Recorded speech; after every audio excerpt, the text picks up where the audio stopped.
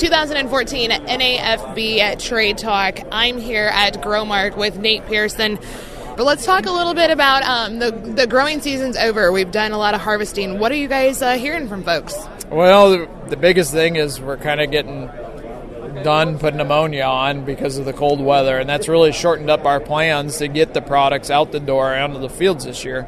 So right now, as a supply cooperative, what we're doing is we're stepping back and saying if we're done putting our fertilizer on because of the weather, we need to start making our plans and working with the growers to figure out how we're going to get it done this spring.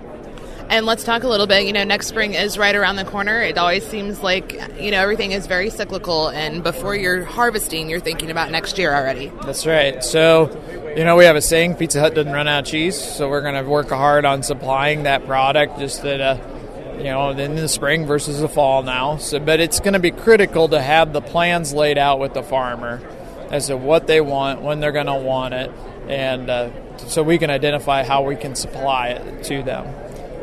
Which kind of leads into nitrogen management as a system, which we've been an advocate for the last 3-4 years in Iowa.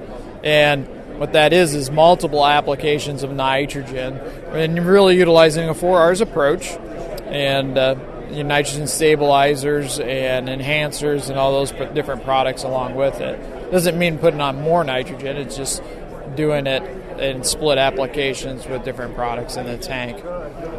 A lot of times we talk about the precision application of the nitrogen. How important and what kind of impact has that had over the last couple of years? Well, it's huge. I mean, it's compared to just going out there the way we used to, 200 pounds of nitrogen in the fall, it's applying it when we need it, where we need it, when we want it.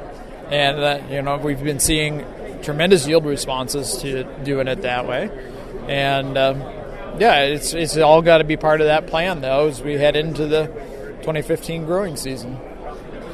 You can always put the best laid plans out there, but Mother Nature always has different ideas. When you look at that and you see what kind of choices and what kind of things are people thinking for next year if they're really, really cold now? Well, it just adds to the challenging decisions. Another complication is the new farm bill is going to be enacted, so crop insurance is changing.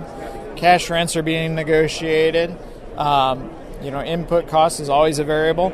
There's so many variables this year in that farmer's decision to whether he's going to grow a corn or soybean crop.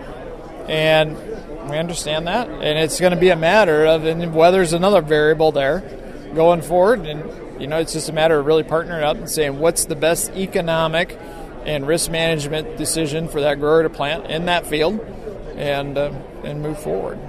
Anything else, Nate, that's going on with you and GROWMARK? Well, you're here at the show talking about this. I appreciate the opportunity to speak with you and talk about agriculture. All right, he's Nate Pierce with GROWMARK. I'm Leah Guffey at NAFB.